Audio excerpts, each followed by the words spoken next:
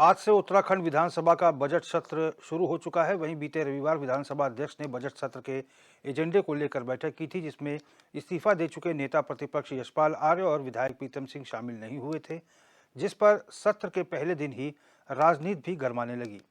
एक तरफ नेता प्रतिपक्ष यशपाल आर्य ने सरकार पर उन्हें बैठक में न बुलाने को लेकर सवाल उठाए हैं। यशपाल आर्य का कहना है कि सरकार संख्या बल का हवाला देकर नियमों और परंपराओं की अनदेखी कर रही है और ऐसा पहली बार है जब संख्या बल के आधार पर सरकार ने कार्य मंत्रणा समिति में बिना विपक्ष के ही एजेंडे तय किए। उधर सरकार के मंत्री प्रेमचंद अग्रवाल का कहना है कि नेता प्रतिपक्ष यशपाल आर्य और प्रीतम सिंह और मोहम्मद शहजाद से संपर्क किया गया, लेकिन उन्होंने कोई जवाब नहीं दिया और उसके बाद फोन स्विच ऑफ कर लिया।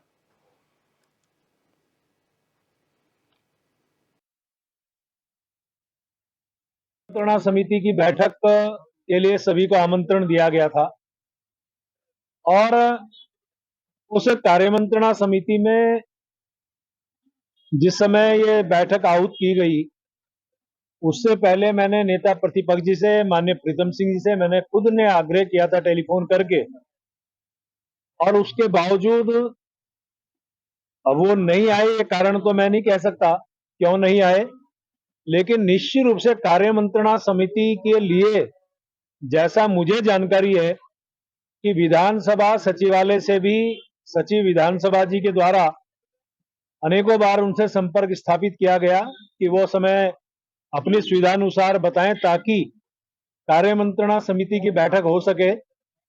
माननीय मुख्यमंत्री जी द्वारा भी उनसे संपर्क किया गया, उनका फोन शायद स्विच ऑफ था नेता प्रतिपक्ष जी का। और जैसा मैंने बताया कि मैंने कल शाम को 5:08 पर उनसे टेलीफोन पे बात की थी, आग्रह किया था, और उन्होंने अपनी बातों में बाद में मुझे ये बताया कि मैं आधे घंटे बाद आपसे बात करूंगा। फिर उनका फोन नहीं आया और उसके बाद कार्यमंत्रणा समिति की बैठक हुई। और चूंकि आप जानते हैं किसी भी सत्र को चलाने से पहले कार्यमंत्रणा समिति की बैठक आवश्यक होती है, तो उस बैठक में इस 5 दिन के जो एजेंडा है वो यहाँ पे निर्धारित कर दिया गया। देखिए, जहाँ तक जानकारी मिली है कि कार्यमंत्रणा समिति की बैठक कल संपन्न हो चुकी है। इस संदर्भ में हमसे कोई वार्ता नहीं हुई, बातचीत नहीं हुई है। और पहले भी जो इस्तीफा त्याग पत्र दिया गया मेरे द्वारा माननीय सदस्य प्रीतम सिंह जी द्वारा, उसका आधार क्या था यह भी समझने की जरूरत है। उन्होंने कहा था कि संख्या बल आधार है। जब संख्या बल आधार है तो फिर उस बैठक में, कार्यमंत्रणा समिति के बैठक में बने रहने का कोई औचित्य नहीं है। और जिस तरह से कल कार्यमंत्रणा समिति की बैठक हुई, हमें दूरभाष से कहा गया कि आप इसमें शामिल हो जाइए। हमने कहा इसमें बातचीत करेंगे, क्योंकि उस वक्त हमारी विधानमंडल दल की बैठक हो रही थी। तत्पश्चात हमसे बात कर लीजिएगा कहा, लेकिन उन्होंने इसके बाद कोई हमसे संपर्क नहीं किया है। दुर्भाग्य है, संसदीय परंपराओं का की अनदेखी है और जो संसदीय मूल्य हैं पहली बार देखने को मिला है, उसकी अवहेलना की जा रही है और संख्या बल को आधार बनाया जा रहा है। यह लोकतंत्र का भी अपमान है और सदन की भी अवहेलना है। और इसी खबर पर भारतीय जनता पार्टी के प्रदेश प्रवक्ता नवीन ठाकुर हमारे साथ फोन लाइन पर जुड़ चुके हैं। ठाकुर साहब, बहुत स्वागत है चैनल में आपका। रोहित जी, मैं नवीन प्रसाली बोल रहा हूँ। बहुत बहुत धन्यवाद मुझे फोन पर जोड़ने के लिए। प्रसाली जी, बहुत स्वागत है आपका। जी धन्यवाद। नवीन प्रसाली जी, देखिए, नेता प्रतिपक्ष यशपाल आर्य कह रहे हैं कि कार्य मंत्रणा की समिति की बैठक बीते रोज हो गई, हमें बुलाया नहीं गया, ना हमसे कोई बात की गई। संख्या बल के आधार पर सरकार कुछ भी कह देती है। ऐसे में विपक्ष के विधायक कार्य मंत्रणा समिति की बैठक में सिर्फ मौन रहते हैं और इसी वजह से उन्होंने इस्तीफा दे दिया था। नहीं रोहित जी, अगर आप इस इस्तीफा प्रकरण में आप पहले देखेंगे तो जब हमारी सरकार यूसीसी की बात कर रही थी, इस प्रदेश में एक यूनिफॉर्म सिविल कोड की बात हो रही थी, तो उसके विरोध में एक प्रकार से विपक्ष नेता प्रतिपक्ष ने और माननीय सदस्य जो कार्य मंत्रणा समिति के थे प्रीतम सिंह जी ने इस्तीफा दे दिया था। उस वक्त ये वाहवाही लुटना चाह रहे थे कि एक विशेष वर्ग को जो इनकी विचारधारा है उसको खुश करना चाह रहे थे कि हमने देखो इसके खिलाफ जो है हमने कार्य मंत्रणा समिति से जो हमसे हो सकता था हमने अपना इस्तीफा दे दिया। आज जब फिर कार्य मंत्रणा की बैठक कल हुई तो वो खुद स्वयं कह रहे हैं कि हमें दूरभाष से बताया गया कि आप शामिल हो जाइए। तो ये उदारता देखिए सरकार की कि आपने इस्तीफा देने के बावजूद फिर भी आपको शामिल किया जा रहा है, लेकिन आपने शामिल होने से मना कर दिया। आपकी विधानमंडल की उस वक्त बैठक थी, उसका बहाना बना के आपने किनारा कर दिया। लेकिन क्या आपका फर्ज नहीं बनता था कि दोबारा आप दूरभाष के माध्यम से फोन कर सकते थे? आप टीवी माध्यम पर, टीवी चैनलों पर अपना स्टेटमेंट दे रहे थे कि सरकार ने हमें पूछा नहीं, लेकिन आपसे पूछा गया था, उसके बाद आपने वापस रिप्लाई नहीं किया है। और जबकि आप पहले से इस्तीफा दे चुके हैं। जब इस्तीफा दे चुके तो अगर आपका कोई अधिकार बनता नहीं उस बैठक में बैठने का, क्योंकि आप उसमें इस्तीफा दे चुके हैं। लेकिन फिर भी सरकार ने बड़ा हृदय दिखाते हुए आपको आने के लिए आमंत्रित किया और आपने फिर से उस निमंत्रण को ठुकराया और बाहर आप अलग स्टेटमेंट दे रहे हैं कि हमें बुलाया नहीं गया। तो ये इनकी मंशा है। ये कांग्रेस चर्चा में आने के लिए अभी रास्ता ढूंढ रही है, लेकिन कांग्रेस की चर्चा जनता करने को तैयार नहीं है। केवल भारतीय जनता पार्टी जो सुशासन यहाँ पर उत्तराखंड में ला रही है, जनता उसको पसंद कर रही है और उसका आज आप देख रहे हैं चारों तरफ भारतीय जनता पार्टी का इसलिए जनाधार बन चुका है और कांग्रेस हाशिए पर। चलिए नवीन प्रसाद जी, मैं आपको रोकना चाहूंगा माफी के साथ। फोन लाइन पर आप बने रहिए। आशीष सैनी जी कांग्रेस नेता हमारे साथ फोन लाइन पर जुड़ गए हैं। सैनी जी बहुत स्वागत है आपका। आशीष सैनी जी, आप तक आवाज आ रही है मेरी? चलिए संपर्क नहीं हो पा रहा है। नवीन जी, लेकिन यहाँ पर यशपाल आर्य कह रहे हैं कि जो उन्होंने बयान दिया है मीडिया में, वो कह रहे हैं कि हमको तो संपर्क ही नहीं किया गया। और उधर जो संसदीय कार्य मंत्री हैं वो कह रहे हैं कि हमने बकायदा फोन किया 5 बजे। बोल रहा हूँ तो फोन का तो रिकॉर्ड होता है। यशपाल आर्य जी को भी किया होगा। इतना झूठ इस वक्त बोलना ठीक नहीं है कांग्रेस का। चर्चा में आने के लिए कांग्रेस कुछ भी कर गुजरने को तैयार है। इस्तीफा तो इन्होंने दे दिया था, ये तो आप जानते हैं। इस्तीफा आपने क्यों दिया? यूसीसी के खिलाफ आप इस्तीफा दे रहे हैं अपना कि हम यूसीसी को मतलब नहीं चाह रहे हैं यहाँ पर, और आज आप बोल रहे हैं कि हमें बुलाया नहीं, और जबकि हम कह रहे हैं कि हमने आपको बुलाया भी गया है। तो केवल आप ये समझ सकते हैं कि कांग्रेस जो पैतरा चलना चाह रही है, एक तरफ तो वाहवाही लूटने की कोशिश हुई उस वक्त की यूसीसी के खिलाफ हम अपना इस्तीफा दे रहे हैं, वहां भी वाहवाही आपने लूटी एक विशेष समाज में, वहां आपकी वाहवाही हुई इस पर। जब यूसीसी सरकार ले आई उसके बाद अब कार्य मंत्रणा समिति की बैठक हुई तो फिर भी हमने कहा चलो ठीक है, सरकार ने बड़ा दिल दिखाया। जी नवीन जी आपको रोकना चाहूंगा। आशीष सैनी जी दोबारा जुड़ चुके हैं फोन लाइन पर। सैनी जी बहुत स्वागत है। आशीष सैनी जी, आप तक आवाज आ रही है? हाँ जी, आवाज आ रही है। आशीष सैनी जी, आप कांग्रेस नेता हैं और आपकी पार्टी के जो तमाम विधायक हैं वो नाराज हैं। या नेता प्रतिपक्ष की बात करें तो वो कह रहे हैं कि कार्य मंत्रणा समिति की बैठक कल हो गई और हमें कोई सूचना नहीं दी गई। इधर संसदीय कार्य मंत्री कह रहे हैं कि हमने प्रीतम सिंह जी को भी फ़ोन किया और नेता प्रतिपक्ष को भी फ़ोन किया, लेकिन लोगों ने रिस्पांस नहीं दिया। नेता प्रतिपक्ष ने कहा कि मैं आधे घंटे बाद आपको कॉल बैक करूंगा, लेकिन सबने फ़ोन स्विच ऑफ कर लिए। नहीं, ये जो ये आरोप लगा रहे हैं ये सरकार चलाने वाले लोग। नहीं, सरकार कह रही हमने संपर्क किया था लेकिन फोन स्विच ऑफ कर लिया उसके बाद। हाँ, देखिए मैं बताता हूँ, ये जो तरीका इन्होंने अपनाया है और जो वक्तव्य दे रहे हैं ये बहुत ही बचकाना लगते हैं। एक चुनी हुई सरकार अपनी एक कार्य मंत्रणा समिति की बैठक बुलाती है तो सूचनाएं लिखित रूप से जाती है, बहुत सारा एक तरीका एक प्रोसेस से जाती है। ये कहना कि हमने फोन किया उनका फोन स्विच ऑफ हो गया, ये दूसरे इनकी मंशा पर सवाल उठाता है। ये जो वर्तमान सरकार है ये जवाब देने से बच रही है, इसलिए बैठकें और ये सब इस तरह के ढोंग दिखा रही है कि कागजों में तो उनको पूरा कर सके लेकिन मौके पर उनको जवाबदेही से बचा जा सके।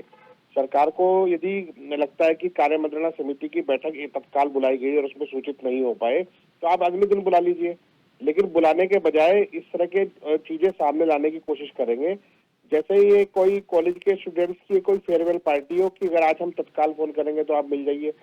एक बहुत महत्वपूर्ण विषय पर यदि आप राज्य की सरकार बात कर रही है तो बात करने का लहजा बिल्कुल संसदीय और तरीके से होना चाहिए, जैसे आप किसी सम्मानित माननीय विधायक और उनके नेताओं को बुलाते हैं उसी तरीके से। ये अच्छा जवाब नहीं है, ये कुतर्क है और कुतर्क की श्रेणी में सरकार अगर पहुंच गई है तो वास्तव में उत्तराखंड में लोकतंत्र के लिए और लोकतांत्रिक गतिविधियों के लिए, संसदीय गतिविधियों के लिए बहुत ही शर्मनाक है कि सरकार अब उन जवाबदेही से भी बचने लगी है। नवीन जी, आप सुन रहे हैं आशीष जी को? मैंने सुना इनको। मैं ये बता रहा हूँ कि रोहित जी, मैं एक उदाहरण ही देना चाह रहा हूँ कि आज आप अपनी किसी पद पर है और आप अपने पद से इस्तीफा दे देते हैं तो उसके बाद आपकी कंपनी आपको बुलाए या न बुलाए उस कंपनी पर निर्भर करता है, लेकिन कंपनी की उदारता अगर होगी तो कंपनी ने फोन करके बुलाया। आज के युग में जहाँ एक तरफ टेक्नोलॉजी है, उस युग में कांग्रेस कह रही कि पुराने पन्ने भेजे जाए, हमें हमें रजिस्टर्ड डाक भेजी जाए, तब उसके बाद आएंगे आप। जबकि कार्य मंत्रणा समिति की बैठक में जो सीमित सदस्य होते हैं वो अपना विचार विमर्श करते हैं, वो तो किसी भी तरीके से आ सकते हैं। 4-5 आदमी आपस में कॉन्फ्रेंसिंग कॉल कॉन्फ्रेंस कर सकते हैं, आपकी कई चीजें हो सकती है। आप जब अपना फोन ही स्विच ऑफ कर देंगे, इसका मतलब साफ है कि आप बिल्कुल उसमें कोई इंटरेस्ट नहीं रख रहे हैं, आप जनता को भ्रमित कर रहे हैं। जब आप इस्तीफा दे चुके हैं तो आपका तो बैठने का उसमें अधिकार नहीं बनता है, लेकिन सरकार ने उदारता दिखाते हुए आपको फिर भी आमंत्रित किया और आप उस आमंत्रण से बचने के लिए उसको इग्नोर कर रहे हैं और आप अपना फोन स्विच ऑफ कर रहे हैं। उसके बाद आपने सरकार से संपर्क भी नहीं किया। कायदे से ये होता है कि जब आपको कोई फोन कॉल आता है तो अगर आप बिजी भी हैं तो थोड़ी देर बाद कॉल बैक करते हैं, लेकिन आपको फिर संपर्क किया जाता है और आप फोन स्विच ऑफ कर देते हैं। बताइए, इससे बड़ी यहाँ पर दुविधा क्या हो सकती है कि विपक्ष आज जो है मृत विपक्ष की भूमिका निभा रहा है। कांग्रेस के पास आज चर्चा में आने के लिए कोई सब्जेक्ट नहीं रहा है, तो छोटे छोटे सब्जेक्टों को लेके वो आगे जो बढ़ रहे हैं, फिर उनकी किरकिरी वहां पर हो रही है और इसको सब देख रही है, पूरी दुनिया, पूरा देश देख रहा है आज कांग्रेस की हालत, क्योंकि कांग्रेस किस मानसिक स्तर पर पहुंच चुकी है और चर्चा में आने के लिए क्या क्या पैतरे अपना रही है। लेकिन इससे काम चलने वाला रोहित जी बिल्कुल भी नहीं है। कांग्रेस इस वक्त जो कर रही है, उत्तराखंड के विकास में बाधा डालने का पूरा काम कर रही है और प्रदेश की जनता उसको देख रही है। प्रदेश की जनता उसका माकूल जवाब देगी। लेकिन नवीन जी, चूंकि ये तो वो पूरी विधानसभा की कार्रवाई है, जहां तक आशीष सैनी की बात है, उन्होंने कहा है कि समय रहते इसको समय पे सूचित करना चाहिए था, क्योंकि हर चीजें फोन के माध्यम से नहीं, पत्राचार भी होना चाहिए, क्योंकि नेता प्रतिपक्ष है, कम से कम उनको तो विधानसभा की ओर से सूचना जानी चाहिए थी, कम से कम एक दिन पहले तो बता दिया जाना था।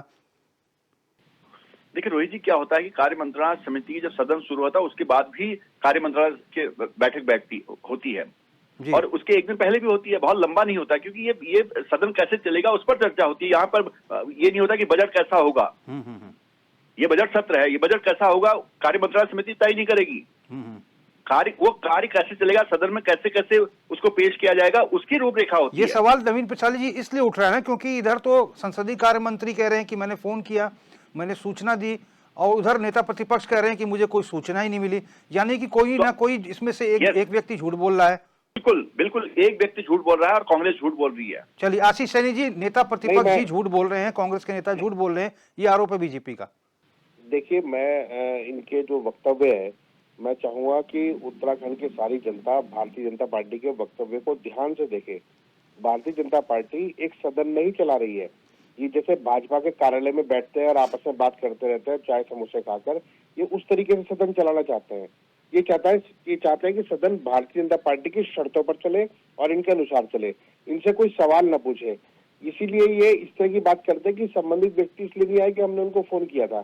सबसे बड़ी शर्मनाक बात यह है कि संबंधित मंत्री ने स्वयं फोन किया, यानी उनके पास विभाग में ऐसा कोई कर्मचारी नहीं है जो माननीय नेता प्रतिपक्ष को फोन कर सके या उनको सूचित कर सके। दूसरी बात, फोन पे सूचित करने की प्रक्रिया जो होती है ये संसदीय प्रक्रिया नहीं है। जिस समय सदन में कानून बने उस समय मोबाइल फोन नहीं आए थे और उत्तराखंड राज्य की हालत तो ऐसी कर रखी है कि यदि हम क्षेत्र में कहीं भी निकले होंगे, आधी जगहों पर तो सिग्नल नहीं आते, बेसमेंट में चले जाएंगे सिग्नल गायब हो जाएंगे। तो ये फोन पे सूचना को इतना बड़ा आधार बना रहे हैं, इसकी जो मंशा है, मैं उस मंशा पर सवाल उठाता हूँ कि सरकार की यदि मंशा होती कि वो सवाल जवाब करते, चर्चा करते, तो वो हमेशा क्या करते। लेकिन ये लोग इस तरह की बचकानी बात करने लगे हैं अब, और खासकर जब इनके प्रवक्ता टीवी चैनलों के पत्रकारों के जवाब देते हैं तो वो इस तरह की बात करते हैं जैसे कोई सतही स्तर की हो। कॉलेज के छात्र छात्राएं जैसे आपस में बैठकर बात करते हैं कि मैंने फोन किया था और नहीं किया था। ये तू मैं वाला सवाल नहीं है, ये उत्तराखंड के लोकतंत्र का सवाल है। यहाँ पे हजारों लोगों के हजारों सवाल एक सत्र में उठने हैं। बजट आप बनाने जा रहे हैं, उत्तराखंड का बजट, तो आप उस पर चर्चा करने के लिए आपके पास इतना भी समय नहीं है। फोन कर रहे हैं और वो अपना फोन स्विच ऑफ कर देते हैं, इससे बड़ी विडंबना यहाँ पर हो रही है। हमारे सही बोल रहे हैं। और उनके नेता सदन को आप अगर नेता प्रतिपक्ष को आप यदि कोई सूचना कर रहे हैं कि सदन कैसे चलेगा, तो उस संबंध में बात कर रहे हैं, तो आपकी इतनी सतही स्थिति नहीं हो सकती। और यदि है तो आप बिल्कुल कॉलेज की एक कहते हैं स्टूडेंट यूनियन चला रहे हैं, आप राज्य की सरकार नहीं चला रहे हैं। चलिए नवीन प्रसाद जी, आशीष सैनी जी, बहुत बहुत धन्यवाद हमसे जुड़ने के लिए और हमसे बातचीत करने के लिए।